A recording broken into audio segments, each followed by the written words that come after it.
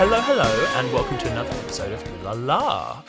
This week, our guest is a writer and illustrator specialising in speculative fiction, horror, and fantasy. She's written several Doctor Who stories for Big Finish, with adventures from the 7th Doctor and Ace, as read by Sophie Aldred, and the 11th Doctor with a newer companion, Valarie, starring Jacob Doubleman and Sophia Engar, with the next story, Spirit of the Season, due to be released this December. She's also the winner of the 2020 London Independent Story Prize Flash Fiction Award and has been shortlisted for the Bridport Prize and Reflex Fiction Award. That was a real mouthful. I think I did well. Georgia, a very warm welcome to Wholala. Hello. Thank you so much for having me. My gosh. Oh, not at all. Thank you for your time. But with a real professional. Oh, Georgia, how are you? I'm very good, thanks. Yes, how are you guys doing? Pretty good. I mean, I don't know what point in time we picked, like Monday night would be like recording time that would be prime for everybody, but at some point that happened. For a Monday night, we're doing very well. We're peppy. Yeah, it's a start to the week. It is a start to the week. It gets stuff on the right foot. Completely. And Georgia, I have been really excited to talk to you and get started on this episode because I, in doing a bit of research for this episode, realised that I have been a fan of yours for years without realising. Oh, gosh. Okay. I went to the same university as you, and I graduated 2 years after you and was shown your, I believe, directorial debut, Backseat. Oh, Backseat, yes. Backseat in my first year, and it's like, gosh. for anyone who might not have seen this, who really should look it up, Georgia directed an animated short film called Backseat, and I was shown it in my first year, and they were like, this is, I think you were setting us up for failure because they were like, look at this is what you can do as a student. And I watched this incredible horror, black and white, and I was like, wow, we're going to make movies, kid. And nothing could live up to that because it was just so amazing. And I just wanted to say that I love the short film. Oh, thank you so much. What a small world. Oh, so did you study animation? Yeah, animation production.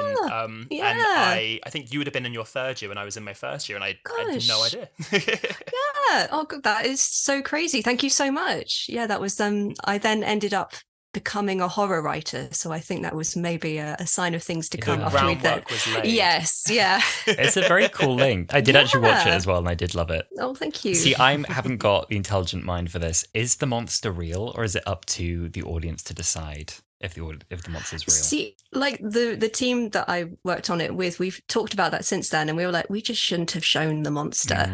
And at the time I was like, I want to design a monster. I want to design something really creepy. Yeah.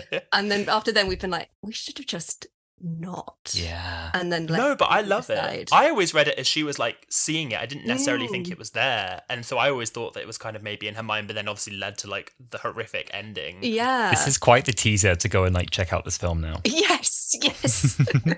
it's on Vimeo and YouTube, I think. Still, I don't know about you, but I found that like for the year after doing a grad film, it's like all consuming. You're like, everyone watch this, everyone watch this, and then after like a year or so, you kind of forget you did it. Yes, and, definitely. So this is like a little reminder bell. It was like, this was an amazing thing you did, and we loved it. Thank you. I had completely forgotten that I'd made that. Graduated quite a few years ago now, but oh, I know the feeling. Well, I mean, I think it must have laid down the groundwork for some further incredible writing because, I mean, writing for Big Finish, how did you get into that? That's incredible. That's such an achievement. Oh, thank you. Yeah, I think it's sort of linked to how I got back into Doctor Who after I think everyone takes a bit of a time away from it. And then I think I was really, really into it when I was slightly younger, and then I dropped off slightly at Peter Capaldi's era. And then, as most things do in the pandemic, I kind of slipped back into it. But I slipped in via Big Finish. I had a lot of friends who were like, oh, you really, really like this character, Georgia. Oh, you should absolutely listen to this particular story. And I was there with sort of my limited New Who knowledge. Like, okay, yeah, I'll learn about these really obscure characters. Absolutely, please do. Yeah, because I had a body of work at that point that you could read online quite easily, or, in books and things of stories that I'd written that weren't Doctor Who related.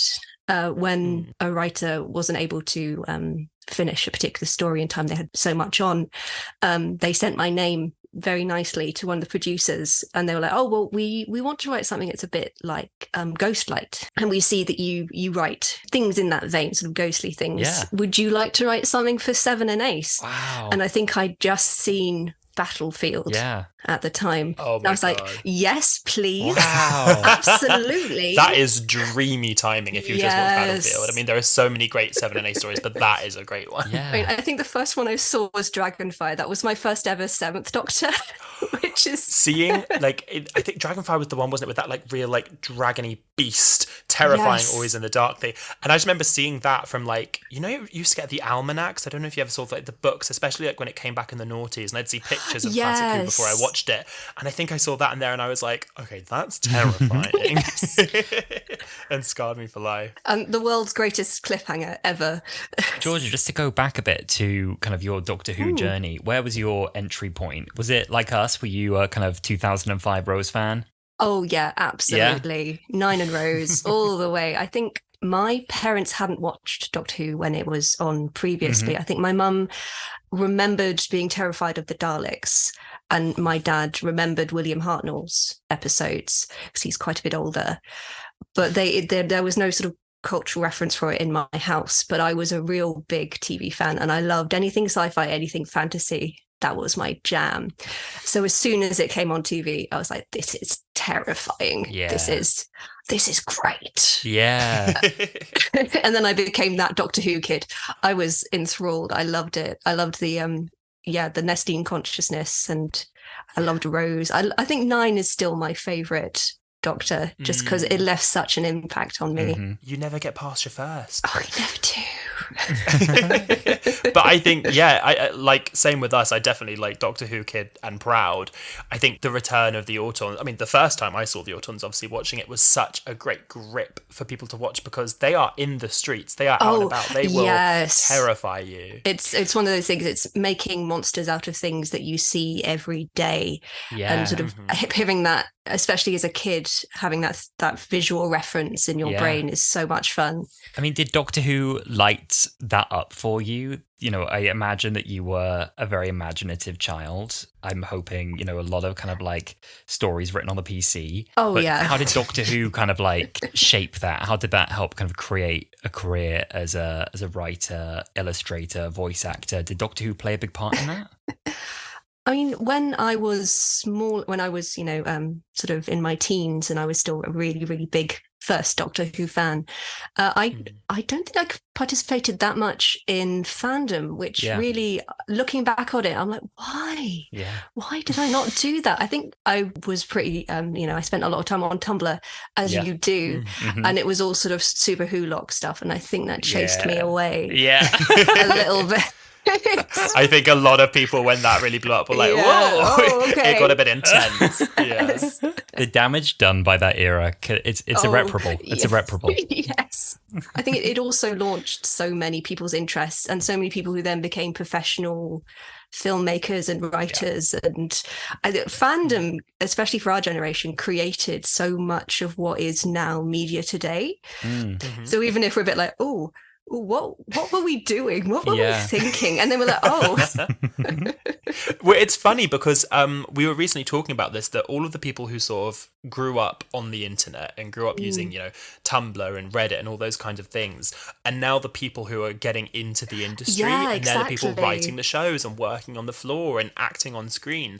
And I feel like we kind of joke about, like, the irreparable damage that the Tumblr years did to us, but I think it's interesting because that really is, as you said, shaping what media is today, how media is consumed today. It is so much more consumed online than when we were growing up. And, I remember, not to bring around to Doctor Who again, but I remember like the panicked drives home from being out on a Saturday and being like, we need to get back by 7 p.m. Yes, like, got to see the new episode. Exactly. But so it'll be interesting to see where we kind of go from there with stories and stuff. When you're handed kind of then the keys to writing for kind of Ace and the Seventh Doctor, a lot of pressure. How do you kind of start that process? Because you're writing for an established character, but you also want to bring your own creative voice and put your stamp on it. Do you have to do research for that? Do you need to go back to kind of the DVDs? Is there already kind of a story in place that they want you to fill out, but you want to get that characterization right? How do you kind of approach that? I usually start by trying to watch as many of the episodes that I, of the character that I've been given as possible. And it's really good that I think most of them are still on BritBox. So you just do a complete binge of all of them. Mostly, to get the character voices. I love character voices so much. And then to get sort of where they've been to, where they've gone, what they're doing, the way that they handle certain situations, and to make sure that if you put them in a situation that's sort of similar to what they've done before, it's built on that. Yeah. You just immerse completely in everything to do with that character, which is always the most fun part. Yeah. I was going to say, that sounds like a dream. Yes. It's quite a nice I watch creative so process. much Seven and Ace. I love it. Yeah. So you going through kind of like making bookmarks, kind of like, okay, this feels like this is something that we could draw on later on. This is a quote I need to get in. This is a catchphrase that comes up. This is how she reacts in a certain way in this situation. This is how things that she speaks. This is what she does instead of swearing because it's Doctor Who. Yeah.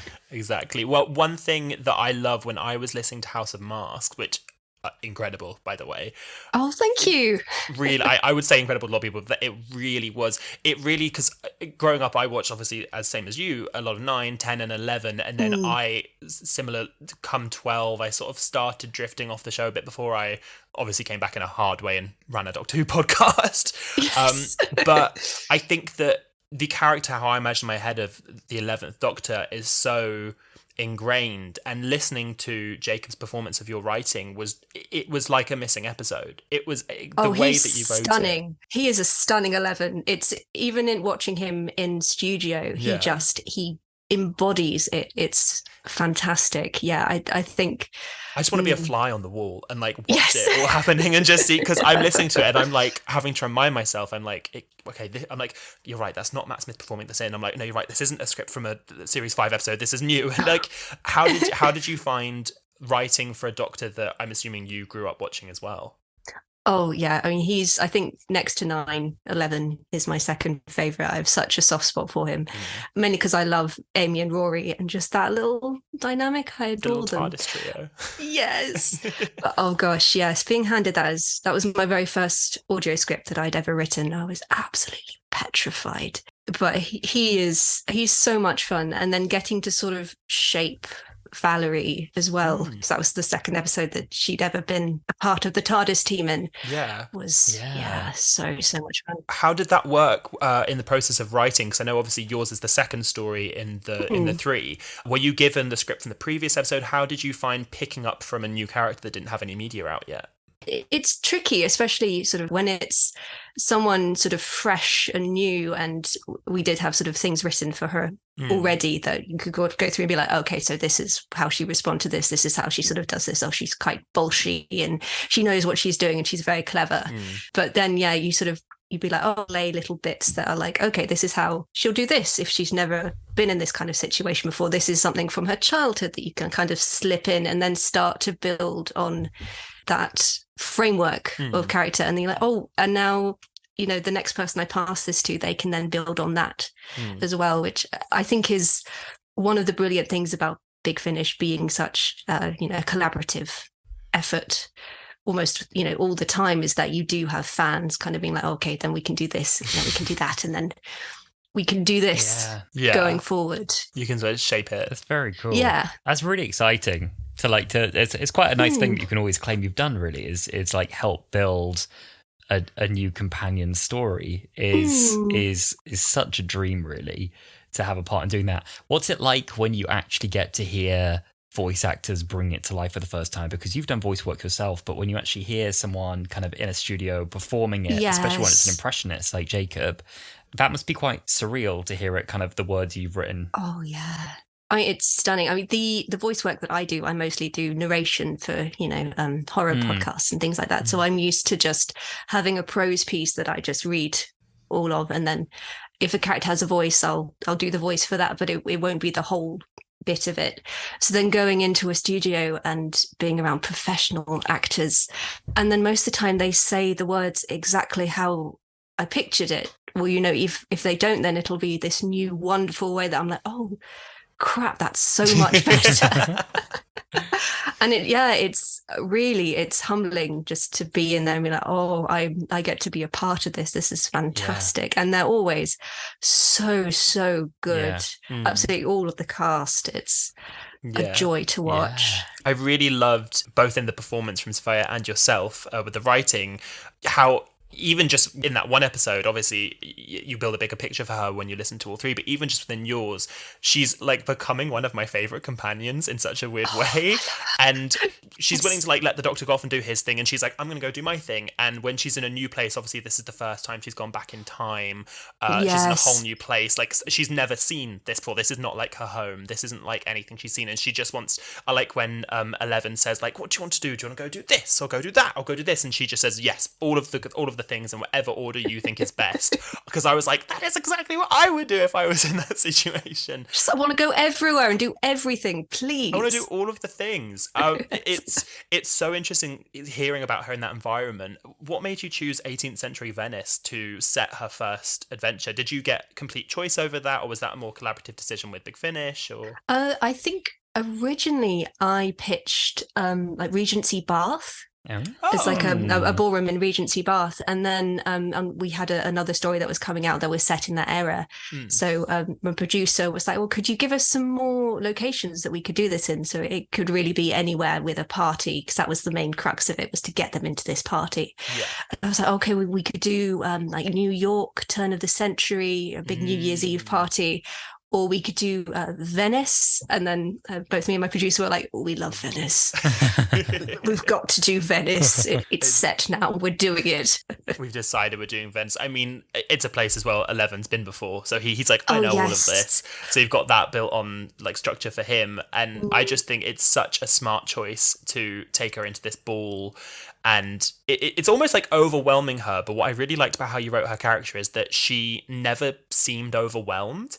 Like, if it was me, I'd be like, there are too many things happening at once. I can't. But when the mystery starts happening and when she starts realizing everything might not be as it seems, she really kind of just jumps into action. And she almost feels like an equal to the Doctor in how she is reading the room. And she's never like a damsel. She just knows what she wants to do and she goes for it. I think that's one of the really fun things about having a companion from the distant future who sort of sees our era of Earth as, far in the past. If you take her to 21st century, she'd be like, what is all this strange, old outdated tech?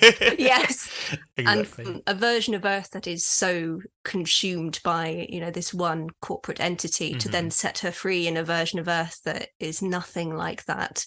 They do such a beautiful job. I think they are just the perfect companion actor. Yeah, it really is amazing, and it makes me so excited.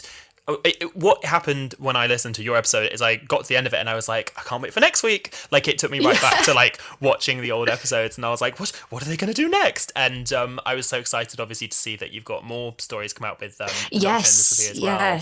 Can you, I know obviously super secret Doctor and everything, is there anything you can let us know about the plot, or nothing at all? Nothing's fine too. Anticipation does build. Unfortunately, I think I can only say what's been put on the website for it. Everything else is stum. No worries. But it's a Christmas episode, which is very fun. Very excited for that. What's the best bit of the writing process then? Kind of when you're actually sitting down and coming to do it. What's the most exciting thing? I think that's a good question. It's always when you write an outline for a script, and there's always sort of like a bit where you're like, I'm not entirely sure what would happen here. What would the Doctor do? What's everyone doing? How do we make this work? And then a line will happen, or you think, oh, well, obviously the Doctor would do this, and suddenly it would just all come together, and you're like, oh, now I can finally hear their voices properly in this script. I can now see them actually doing this rather than just me desperately typing out, trying to make it work. There's always that moment you're like, oh no, finally this script feels like a proper script. Whenever I've done any writing of any kind, I find my barrier is always, I just get embarrassed. If I think I've written something that's not great, I can't get past that embarrassment sometimes. I don't know if there's a block that you find for you, something that you find frustrating creatively that you've learned to get past. What do you find difficult about the writing process?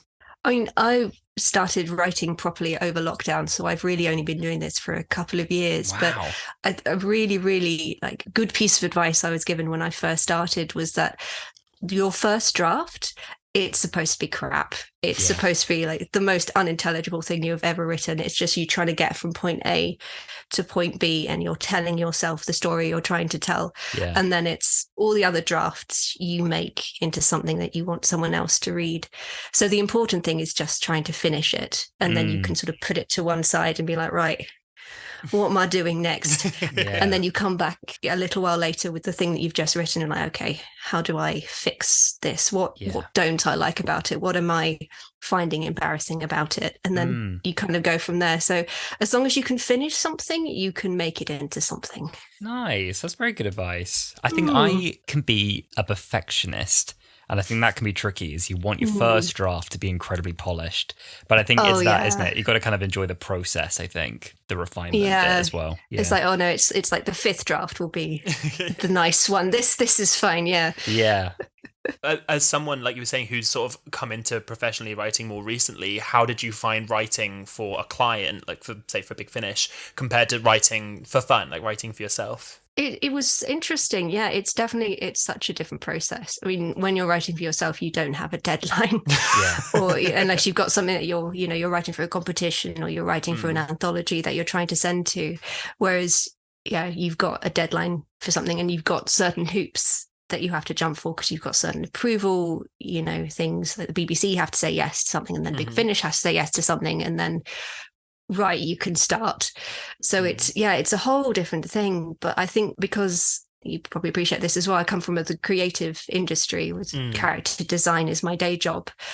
I kind of thankfully worked for several years in different studios where it is, we have to have this by Friday, or we'll have to have this many designs by the end of the day. So it's been a good practice for that kind of client relationship of really quick deadlines, and then sort of maybe not having that perfectionist outlook because you're like, oh well, I've got to get it in by now, I can't keep tweaking.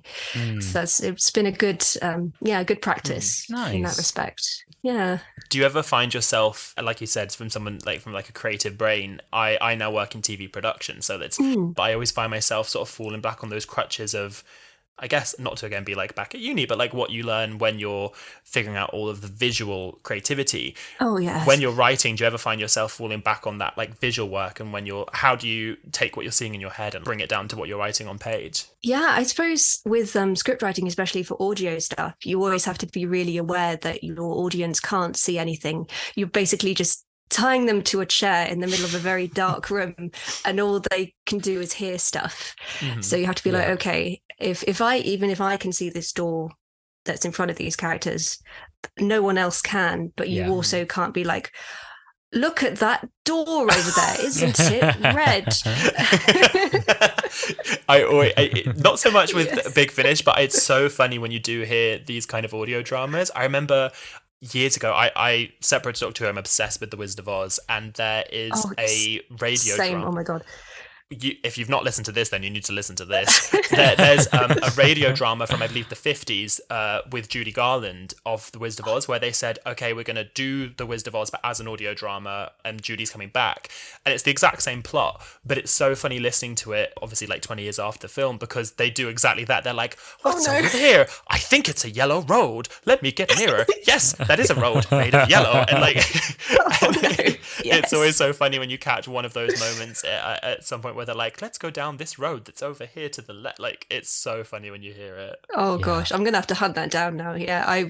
When I was a teenager, I was so into the musical Wicked, so that was my fandom for. I feel that on a spiritual level. I've been like looking up all of the stuff with the Wicked movie, and I'm just I'm not here to promote leaks or anything, but anytime anything does fall onto the internet, I'm like consuming that media. Yes, definitely. Exactly. My gosh. I love how we all had a lockdown thing. I love so much that your thing has become this. Is just incredible. I was going to say with character design, Sam got big into Sam's thing. I swear you did like a lot of modeling in lockdown, or you do on the side anyway. Yeah, no, I did a lot of. Ah. I think we all needed like an outlet in lockdown. We all Mine- know an yeah. outlet. Yeah. and mine because I did stop motion for my grad film, and I wanted to make it was actually just before lockdown. I wanted to make a animated film because I was working in a cafe and my brain was like melting, Oh, and I was yeah. like, I need to like put this into something. So I did a queer stop motion short film. And just as I was starting like quote unquote production from my house, we went into lockdown. And I was like, I suddenly have a lot of free time. Ah. So that was what I did. I tried to put my best like character designy hat on and go from there. But it genuinely, like, going back and seeing films from like my university and things like Backseat, like that was what I find myself like falling back to, like people who are peers, like people who have done the same sorts of things I have, and that's sort of what helped me like draw that creative energy. When you're doing your designs, are there any particular influences that you have in your work, or you're just completely unique? Oh gosh. I have, whenever I'm painting anything, there is a Pinterest board for it because I forget immediately how to draw and I have to have all the reference. No, gosh, I mean, there are so many beautiful Doctor Who fan artists out there, for example, and I spend a lot of time on Twitter, which I'm sort of trying to move to different social medias these days because Twitter is an interesting place. We need to find a new one. Yes, we need new home. We need to go back to Tumblr, but even just in like the Twitter sphere, there are some absolutely amazing fan artists out there. And when I was getting into Doctor Who and sort of looking at all this amazing art, it was like, I would love to do some of that. That is beautiful. So just the community is really what inspires. The Doctor Who fan community, I've never seen anything like it. I don't know if it's the bubble we exist within or if it's a unique thing. I don't see so much of the art side. Sam, I know you see loads of the artwork on your side of Twitter. I do see some of it, but I don't see as much of it. What I see a lot of is even like fan soundtracks, and it like blows me away. These stuff that I see, and I just think I can't think of another fan base that is like this committed to a show that hasn't been on for like months or years, and people will carry on like pouring their heart into it and creating all this beautiful content, and people are quick as well. I mean, we saw those new costumes for Ruby Sunday, and immediately people are on it, like drawing immediately. It's just like I can't think of another fan community that is like this fast, like just making like content is incredible. The stuff it inspires, it absolutely dazzles me, including yours. You've done a beautiful series of companion illustrations that we're both completely obsessed with. I didn't realize for the longest time that you did the little designs of the doctors and the companions and the marsh and everything, and I'd seen them for ages and I had been saving them because I loved them, and then it wasn't until I put two and two together that I was speaking to you and I realized I was like, that's you, like you're the one doing that.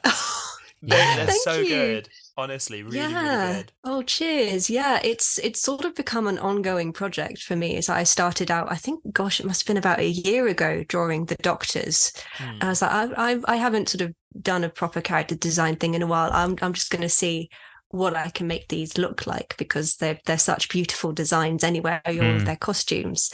And then it got such lovely feedback. I was like, well, I could try some other Doctor Who characters. There can't be that many. It's fine. It's only 60 years old. And I'm still here, still trying. It's so fun. And I love how they're always sort of either mid-flying or mid-falling. And the design that you get of like the body shape, it's never just, whenever I want to draw a character, I'm always like, right, head, arms out, legs straight. Like that's how I see it in my head. And the dynamic movement that you get in the still illustration, it's incredible. Oh, thank you. Yeah, some people have said, are they on a trampoline? Are they falling? Are they flying? What's the correct answer? I sort of imagined them falling through the time vortex. Yes. I'd love to do a big poster of them one day. I don't know how big that poster is going to end up. It becomes a wallpaper. It's a wallpaper. Yes. I love, you've got one of Harry Sullivan where he's kind of like leant over, like if I can, it's even funnier now thinking of him in the time vortex because he's kind of just like writing some notes. And I just imagine him completely swirling in the vortex, like oblivious. I just write like, so this is what's happened, because that's so like up to his character, like what he would be doing. Oh, thank you. Georgia, how did you get into character design work? How did you come into that? Was that something like straight out of uni? Is that something you kind of fell into by mistake? Is it something you really wanted to do always? Yeah, I mean, going to university for animation, I kind of realized that I'm really shit at animation. I realized that with me too. Yeah, it's a difficult thing to sort of be there halfway through first year, like, I'm not good at actually this. very good at this, am I? Oh no. Yeah. And thankfully with the course that I was on particularly, it was very, very good at being like, okay, so, you know, in the animation industry, some people are animators, some people are background artists, some people are riggers, and, you know, some people are character designers. So I sort of tracked into character design, sort of aware at the time that it is a very, like, not limiting, but it's a very niche part of the industry and very, very competitive. And, you know, there'll only be sort of 2 character designers in a studio at a time, which makes it quite difficult to get work. But I was like, that's fine. I can manage that. Right. That's okay. Yeah. Just get me through uni, please. Just get me through these years. Yes. I don't think I've ever related to a guest more. I had the exact same thing where I got like 2/3 through first year and I realized like, oh, I'm not going to spend my whole time like sculpting Wallace and Gromit. I'm just not very good at this drawing thing. Yes. And then you kind of have to like find the tutors that will help you and find the peers around you in the class world that are like, no, that's fine. Like you do that. That's fine. You animate. That's okay. You animate. You go do that. I'm going to do this. And then it's quite daunting, isn't it, when you leave that setting, the kind of like safety net of it, and you're like, okay, I'm now in what's already quite a niche industry, in a niche role, trying to find that. And so it's quite daunting. But I mean, your portfolio of work, 101 Dalmatians, and all the kinds of like character design of it, you have an incredibly impressive portfolio of work. Like even after Backseat. Yes, I was really, really lucky to sort of fall on my feet. With the first job that I got out of uni was 101 Dalmatian Street, which sort of unfortunately kind of slipped into obscurity, but you can still find it on Disney Channel, which is nice. But so yeah, I've sort of got to work for Disney as I think I was a design assistant at the time, and I did that for a couple of years, and then unfortunately I got really, really ill, kind of just towards the end of that production, so I had to dip out for a year or so, and I became a theme park designer. I just way. The things that you fall into. I was still in kind of recovery from being ill, and I became a character designer for theme parks. So if anything had an animatronic or like an animated section in a theme park ride, I would design some of that. That's so cool. I had no idea. Yeah, it's even more niche. It's a niche part of a niche part of a niche part. I wish I could draw. Today in jobs I wish I had. I mean, really, I'm like, oh, damn. Like, these sound way more fun than what I do. But it's so funny when it's like you were saying, Alasdair, about the soundtrack sort of community in the Doctor Who, where I can imagine theme park rides, there's so many different elements. I don't know if you ever saw The Imagineering Story on Disney+. Yes, gosh, to be an Imagineer. To be an Imagineer, honestly. That made me, it just really like sort of woke me up to the realization of, okay, there's all the like technical engineering aspects of building that, but there's also all of the artistic elements of designing it, and then also what sounds you're listening to when you're meant to be experiencing it, and how that all comes together to be this one experience that someone, if on a ride, might have for a few seconds even, but it just all builds them into like putting them into this. It all comes back around to storytelling, I guess. Like the full theming of it. It's gorgeous. Exactly. That's such a fun little profession. Like, not little, sorry, that sounds so patronizing, but that's such a fun thing to fall into. You're so patronizing. Aren't I patronizing? Little profession. It's such a fun thing to fall into, is what I meant to say. Yes. It is a fun thing to fall into. Yeah, and then I got to say, like, falling into HR, way less fun. Like, way Internal less comms fun. isn't hitting in the same way. Talking about falling into things, one thing I wanted to ask you about was your amazing Fifth Doctor cosplay. Oh, yes. Have you always been into cosplay? Is that something you've recently been into? Because I saw it on your Twitter page, and it was just one of the most. Sometimes you see cosplay that very much like me. If I'm ever doing anything, you can tell it's like just for fun, and it's you're doing it at home. When I saw this, it looked like a fully finished, like BBC funded garment that is meant to be on screen for Doctor Who. It was such a cohesive look. Have you been cosplaying a lot? Is it a more recent thing? What was it for? Yeah, I used to cosplay a lot, sort of a couple of years ago, sort of on Instagram and stuff, and I used to go to a lot of MCM events, and I'd always try and do at least 2 costumes. And I used to cosplay a lot of Disney princesses, which is it's a time, it's a time. We were all in the Tumblr. It was okay. Oh yeah, it's all right. We've all been there. We're all there together. And I sort of stopped doing that again when I got ill, and it was so nice to kind of rediscover that again over lockdown. And find that things to go. And I think bringing everything back to Doctor Who, it really did ignite so many of the old fandom stuff that I used to love and the old hobbies that I used to love. And it was just so nice to be able to sit down and be like, okay, I want to make this cosplay. What do I need out of all the bits and pieces? And then my wonderful partner was able to go and get me an official celery from the Fifth Doctor from America. That's so amazing of them. I can't believe there's an official celery in existence. Yeah. Is that like an artificial exact replica of the exact celery stick? I think so. It came in its own little special box. Wow. That makes it even more impressive. That makes it even... It's so funny as well that you can buy that, and when the Fifth Doctor came back most recently, I'm sure they just were like, this is a celery, and they just got a celery and put it on. Yes, staple it on. There you go. Exactly. But I loved how you took it, like the design of his costume, and you really reinterpreted it for yourself, and how it was both completely authentic to the original and a completely new spin. I also love the wig that you're wearing with it as well, the sort of like pin-up like 30s wig. I thought that really suited it. I lost that wig. I was trying to redo it for TikTok the other day. I was like, where's my wig? No. We'll have to find you the wig. We'll just do a big scour the internet and see if we can find the exact same wig. Yes. But no, it really was. What other characters have you cosplayed? I said I've got a lot of Disney princesses. I have so many ball gowns. It's unreal and unnecessary. Never have too many ball gowns. I'm working on a Third Doctor one at the moment. I'm sort of scouting for bits for that, so that'll be fun. The frills. Yes, exactly. I want the cape. I just want to own the cape. The Third Doctor's become like a bit of a recent favourite for us because of kind of just the overall campiness. Something about John Pertwee's delivery so of anything. Good. How familiar are you with classic Who? Have you like gone and dived back in like after being a new Who fan? Yeah, again, my partner is a huge fan of the First Doctor, so it was really nice to kind of rediscover it with them. And then we started going to the BFI events where they show the updated episodes. So you watch a whole span of episodes, so like 3 hours of episodes of Doctor Who in the BFI. So I've been reintroduced to all the Doctors through that, and then also through Big Finish, and then just slowly making my way through all of the stuff from there has been such good fun. So I've gone from knowing absolutely nothing about classic Who, and now I can do most of it. As a horror fan, we've had a lot of really good horror stories in Doctor Who. We had Midnight in series 4 with the kind of repeating monster inside the what were they in like a shuttle on they a were tour. in like a shuttle bus. Excellent. They're probably one of the best ever Doctor Who stories. Blink, of course, with the angels. Does that count as horror?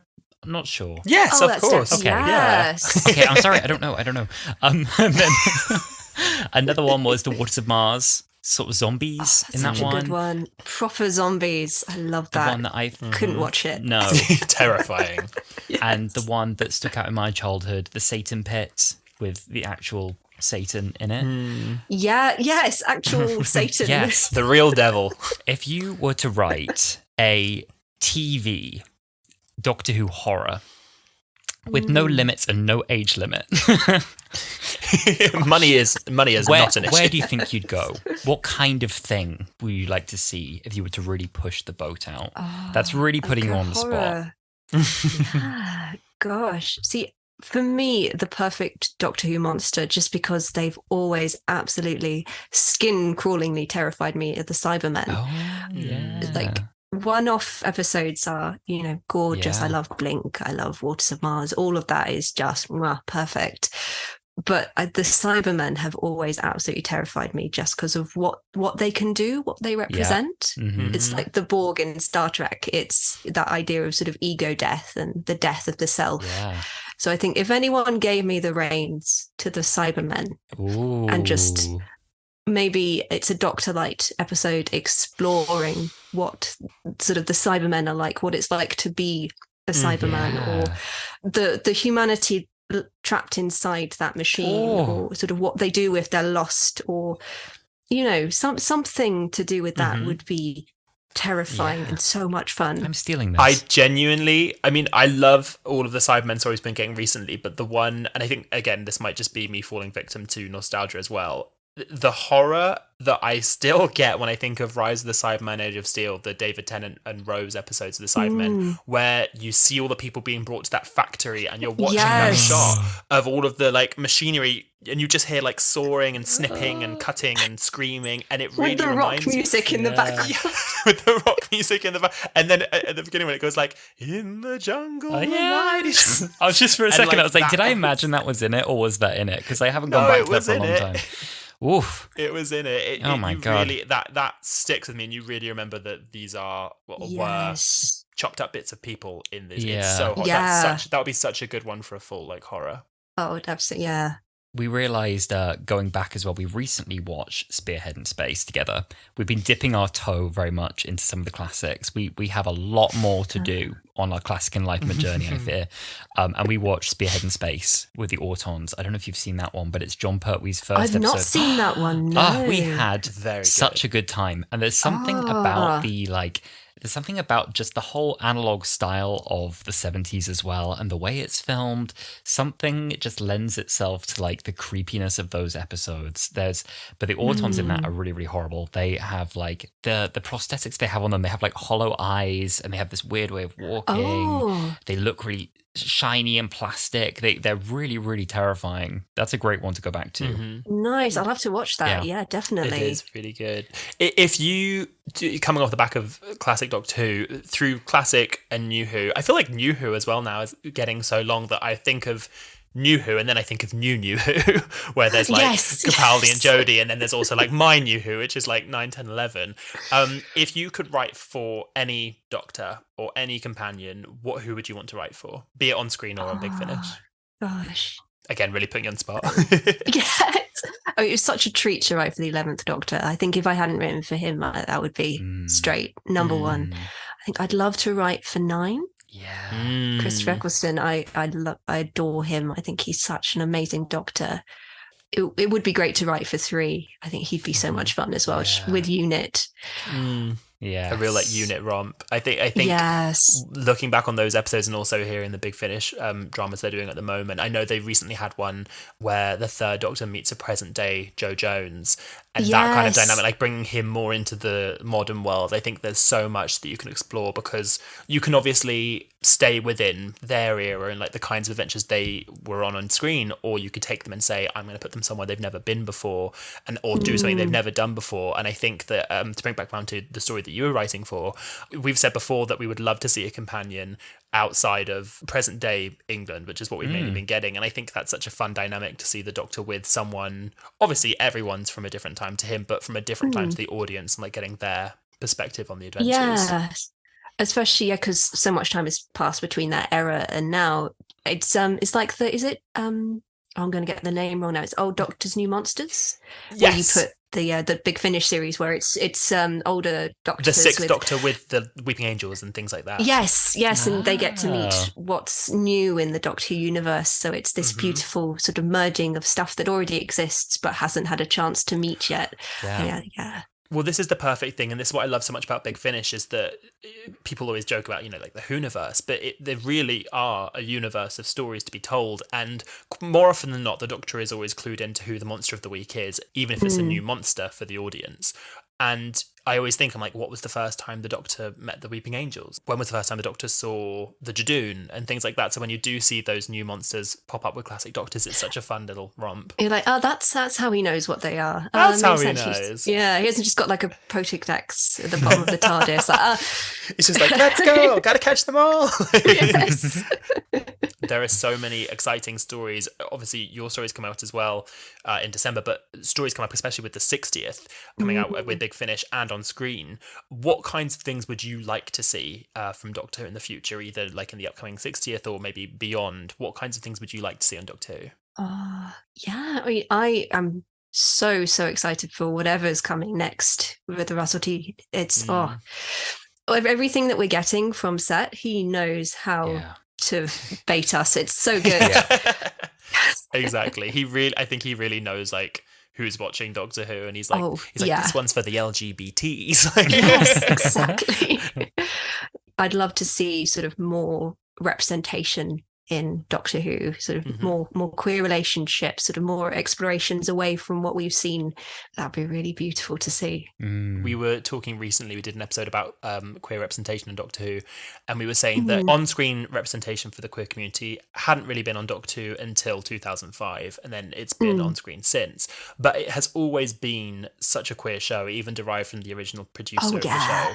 And I think that, especially if you're bringing back elements from older episodes of the show and things, I think that you can then introduce those new elements to the audience that are watching today. And I feel like queer viewers have always been watching Doctor Who, but I think that more so now than ever, we would like to see authentic stories be told. And I think you made a really good point where you were saying about like being the forefront of stories. I think a lot of times the Doctor comes in and saves the day, and even if there is queer representation on screen, it often then comes second to the plot of what they're doing, or they're just there to kind of like lend a helping hand. And I would love to see more queer, diverse people from all around the world really being the forefront of the story, and not just being there while it's happening, really being involved in what is happening. Yeah, sort of as the catalyst, or as, you know, saving themselves with sort of the help of the Doctor, or something. Saving the Doctor, getting more involved. Saving the Doctor, Yeah, because they need saving sometimes, I'll tell you that. Yes. Exactly. I'm very excited to see Donna Noble save the Doctor at least one more time. I'm so excited. Oh, Donna, yes. I know. I really felt like I woke up when they announced that, and I was like, what year is it, Marty? I feel like they announced a new Toy Story, and suddenly it's David Tennant Captain 8. They've just announced, as we're recording this episode won't come out till Thursday, but they've just announced, I don't know if you've seen, that Murray Gold is set to return. Murray Gold, Oh my God. Popped off my Twitter, It's all coming back to me now. All coming back. I'm going to say very quickly, back on the queer representation, then I need to talk about Murray Gold because I'm going to scream. On the queer representation, just want to echo everything you've just said as well. I mean, I feel like Doctor Who, what is so wonderful is it just really has kind of, I feel like, led the way for a long time with integrating queer storytelling into those stories quite naturally as well. I think in a way that a lot of people just haven't clocked for a long time as well. It just feels like it's kind of just there quite naturally, really, inside the show. As in, I remember seeing a tweet from someone the other day that really made me laugh. They did a tweet with it was a quote retweet in response to the Jinx Monsoon casting, and it was like, "What's happened to Doctor Who?" And I was thinking, you're so late. You're so late. Have you watched Doctor Who? To make it this far into like one of the campus shows that's ever been on television, and be like, "Oh, what's happened to Doctor Who?" Really funny. Second of all, yes. Let's talk about Murray Gold for a second. We were just about to hit record on this episode, and Sam said they've just cast Murray Gold. It's the most casual thing. I was like, what? It's like, yeah, we'll tweet about it afterwards. I was like, what? Alasdair is the biggest soundtrack fan you could ever meet about Doctor Who, and in general, just soundtracks in general, like the love that he has for musicians and the score and everything. And I just I didn't really think about it, and I was just like, okay, we're about to record, just saying Murray Gold's back. Okay, good, but we're good. Hi, and you were like, what? What? Just going to derail everything. Every year, the Spotify Wrapped comes around. Murray Gold's number one every time. Tragic. It's been that way for about 9 years. Yes. Anyway, that was just a moment of appreciation. That was a moment there. Yes. Exactly. I think the creative industry is a very difficult one to work in the sense that you often have quite insecure work. You are pouring your own talent, creativity, and energy into everything that you do. Do you have advice, I guess, first of all, for aspiring writers getting into the industry? Because this is quite new for you, I guess, with writing. Your work was online first, and then afterwards kind of breaking into more professional work. Is that right? Yeah. Yeah, pretty much. It's I think especially if you want to write for Doctor Who, particularly, you want to have work out there that isn't Doctor Who, which probably sounds a bit counterintuitive, but I think a lot of people sort of have maybe work in fan fiction or, that kind of area, which I will not knock at all. Fan fiction is so, so important. And so many creators and professionals have got their start, especially these days, from that kind of industry. But I think if you can demonstrate that you can write something else, sort of, it can be sci-fi if that's the thing that you love to do, sci-fi or fantasy or horror or anything like that, and then you make it available. So you start publishing to anthologies, which is how I got my start, or podcast work, which is again something that I do quite a lot, or things like that, or competitions where they will publish your work afterwards, things like that, sort of where you can get eyes on your stuff. And then if you have a place where people can find it, so a website or a social media links or something where you can be like, this is the work that I've done, this is my portfolio, here's an example that shows you that I can finish something to a professional standard. And then they can go, all right, cool, nice, we'll give you the reins to a doctor, have fun. No, I think that's really good advice about if you're wanting to write for a particular property, make sure that you're creating and putting out work that's not necessarily that property. Not to bring it back around to Wicked, which I always end up bringing things back to musical theatre. I remember hearing one of my friends auditioning, and I think they were auditioning for Wicked, and I was like, I think I'd said like, oh, you're going to do a song from the show, and they were like, absolutely not. Like, they do not want to hear anything from Wicked. So I think that's more popular, really... please. Oh, can you imagine how many times they've heard Defying Gravity like that? One too many times. But no, I think that was some really good advice as well about people looking to get into the industry. I was wondering, and there might not be an answer to this because it's too big, if you had to sum up your work in one word, what would you choose? Because you really have just achieved so much and done so many things.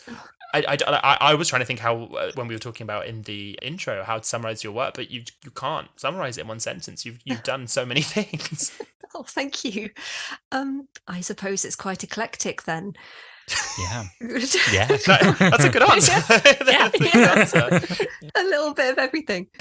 What would you like to do going forward? Like, what would your dream be if you could do anything, be it writing or character design or, I dare I say, animating? I don't want to animate either. What would you want to do if you could do anything?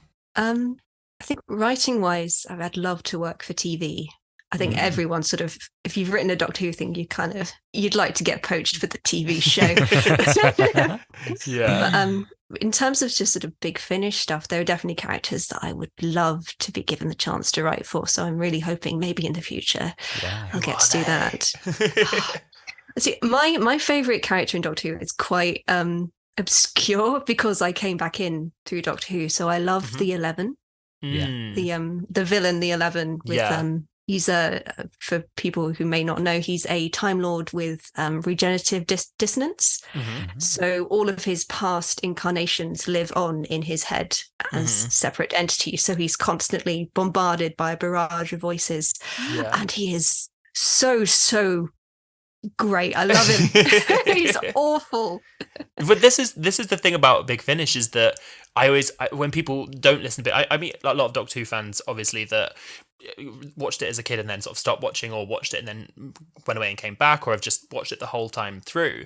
But there are so many people that haven't ever listened to a Big Finish drama, and I'm just like, you are missing out on, separate to the expanding of the characters that we already know, so many characters like Valarie who are brand new characters that you could drop on screen in an instant, like the 11, these incredible villains. There are so many masters. There are so many masters that people who just watch TV don't know about. They're everywhere. I also love that Mark Gatiss, God bless his soul, has found some way to play the master. He's just going to keep coming back to play different Doctor Who characters. Oh, bless that man. He will do anything. Oh, but no, I think that would be... I'd be very excited to see your writing paired with other Doctor Who characters. There are so many... Doctor Who characters who are real sort of Big Finish veterans, like I think the fourth Doctor, Jo Jones, I think Leela. Even now, I think I love Leela. Leela is so good, and I think they also really expanded her character in a way that the modern audience would need to see. Because I think Leela was designed, in the 70s and 80s as like think it was in more than 30 years in the TARDIS, a Doctor Who documentary they made in the Wilderness Years. And I think one of the writers had said, like, well, Leela was written in a way to get the men who are watching the football to keep watching when Doctor Who came on. And I was like, she was written for the dads. She was written for the dads. And God. I'm really, really glad that she's been given sort of a second life in audio, because they've really built upon her. I think she's one of the characters that really needs it. So that's good. Is there any other characters that you, whether or not you were writing, that you would just like to hear more stories from? Oh, well, when I was first introduced to Big Finish, my friends got me into it by saying, "Oh, you'll really love the Gallifrey series, Georgia. There's this character in it that I think you'd really, really like, and he's called Narvin." And you're like, cool. Is that all right? Just he's just a little shit. He's the worst. You'll love him. Well, this is the thing: the characters that are little shits are the best. Oh, and they were right. I love him. He's great. I love the Gallifrey series so much. Anything to do with that little sort of trio of characters who were sort of partly from the TV series and then partly completely new. It was so good. Anything to do with that, I would listen to. With characters like that have grown such a life on Big Finish and audio drama, do you reckon they would translate well onto screen, or is that the kind of thing we like? No, leave them to their thing, and the show can do its thing. I don't want them to taint it. I love the crossover when the show does acknowledge Big Finish in sort of little bits and pieces, and you're like, oh no, it is all the same canon. It does all sort of connect. When you saw 8 regenerate in yes, and Night he mentioned of the Doctor, Charlie, and he mentioned Charlie, and I was like, oh my god, yeah. I love that kind of nothing is canon, everything is canon all at once. Yes. It's wonderful. Yes. I love seeing on Twitter how many people fight for, I don't know if you know Dimensions in Time. It was an anniversary piece that Children in Need did with with EastEnders, and it's Doctor Who versus EastEnders, and everyone's like, oh, this is a silly Children Need thing, and so many people online are like, no, it's real. I've seen people like, the only thing that is canon is Dimensions in Time, and I'm like, yes, this is true. Exactly.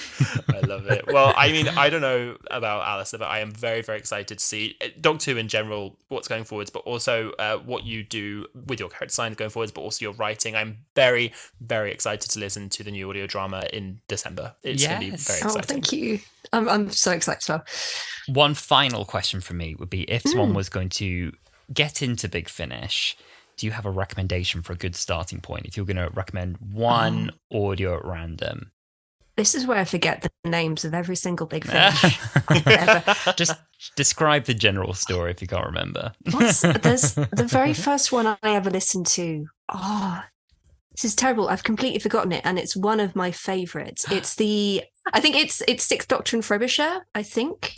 For Alasdair, it's Frobisher the Penguin. Oh my god! Frobisher the Penguin. I saw it. I'm like, that Frobisher! I could tell he wasn't reacting, and I was like, the Penguin. I'm so sorry. I took me a second. I was like, who Frobisher? What? The Holy Terror. Yes, that's the one. It's very Terry Pratchett. It's a really good one. I suppose it does kind of require prior knowledge-ish. But and spare parts is... What's Spare Parts about? Sorry. Cybermen. Yes, we better see you getting a guest appearance in a few years' time with the Cybermen story, a one-off. We're going to see your name come up, and we're going to recycle this episode. We'll be like, yes! I love one of... it wasn't one of the first ones. I listened to it fairly recently. It was... it was Big Finish, but it wasn't necessarily an audio drama. It was being read by Carol Ann Ford. The Beginning, that was it. There's an adventure called The Beginning, which is read by Carol Ann Ford, and she performs as Susan and the First Doctor, and then other actors come in and play the other roles.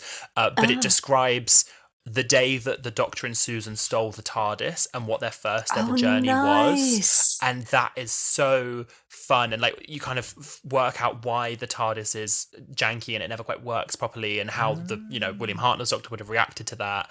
And hearing her read his lines as well is so amazing, because obviously she was the one working with him week in, week out, and she just really brings a life to him that I mean, obviously plenty of actors on screen and in Big Finish have played the First Doctor, but hearing her do like the grumpy old man voice, it's so good. And it's such a great story. Yes. Oh, I've not heard that one. I'll have to listen to it. One for the books. Yes. One for the books. Well, thank you, Honest Georgia, so much for coming onto Wholala Yes. and dipping your toe in the waters of our podcast. We've loved getting Thank you. to talk to you about all of your writing and your work. And I've also just been very excited to get to tell you how much I love your work.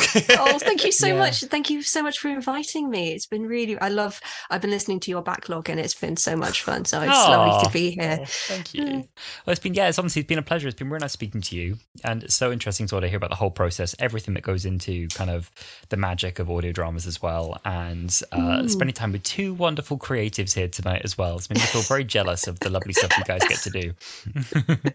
And thank you so much, dear listener, for listening to another episode of Wholala. If you would like to, you can always reach out and keep the conversation going. You can reach out to us on Twitter, Instagram, and TikTok, all at Wholala Pod. And Georgia, let everyone know where they can find you. You can find me at Georgia Cooked on Twitter, Instagram, and I think it's the same on Tumblr, so I'm quite easy to find.